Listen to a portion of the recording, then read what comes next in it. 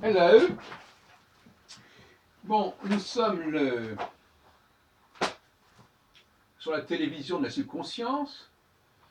Je suis Jacques Heilbronn et nous sommes, il est 21h, en ce 19 février 2015.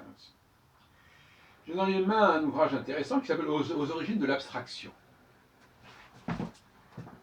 et qui étudie notamment les rapports entre musique et peinture. Très intéressant cette théorie de travail. C'est un ouvrage 1800-1914, Origines de l'abstraction. C'est une exposition qui a eu lieu au musée d'Orsay en 2003-2004. Donc,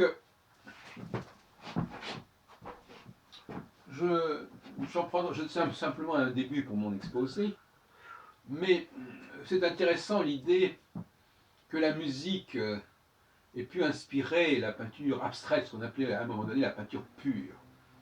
C'est-à-dire une peinture qui n'est pas descriptive, mais qui exprime quelque chose.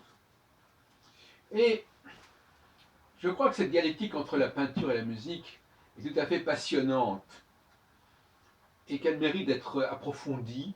Je crois avoir déjà abordé cette question il y a pas mal de temps, mais j'y reviens. Vous excuserez d'ailleurs une certaine trivialité dans mes propos.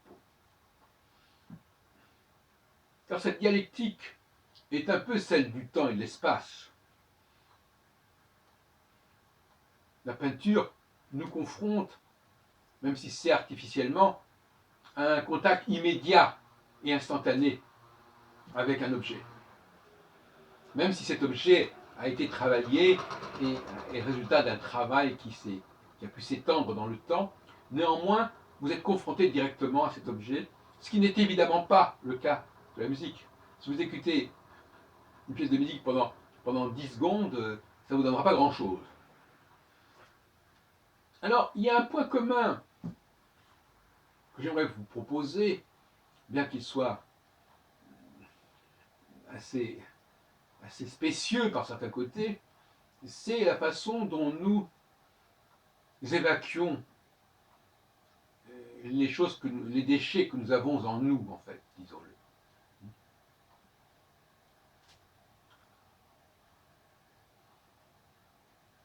Ce qu'on appelle la petite et la grosse commission. On voit ça d'ailleurs dans les toilettes, où vous appuyez sur un petit bouton, c'est pour l'urine, et vous appuyez sur un gros bouton, et c'est pour les excréments. Eh bien, on peut constater qu'il faut beaucoup plus de temps pour uriner que pour évacuer des excréments. L'évacuation des excréments peut prendre quelques secondes. Ça tombe comme ça, d'un seul coup, et c'est fini. Donc ça a un rapport avec la peinture, quelque part. Comme vous n'avez pas, je ne pense pas spécialement à un être humain, je pense aussi à une vache. Une bouse de vache, elle tombe comme ça, paf. Et d'ailleurs, par certains côtés, il y a des sculptures qui ressemblent à des excréments. Et même des excréments qui sont devenus des créations artistiques. En revanche, le fait d'uriner prend beaucoup plus de temps, relativement.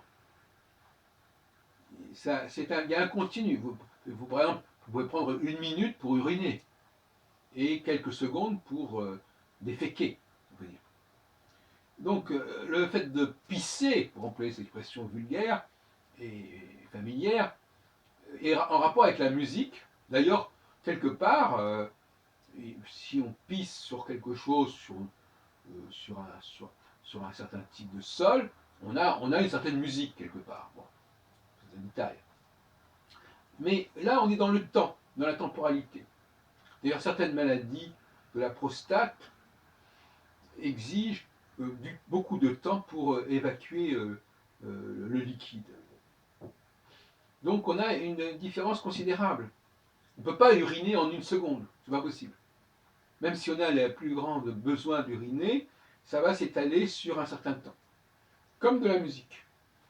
Donc, quelque part, on peut penser que les animaux et les premiers hommes avaient déjà, en quelque sorte, cette dualité. Et que, quelque part, la dialectique musique-peinture dérive de cette dualité. Je vous laisse juge de cette comparaison.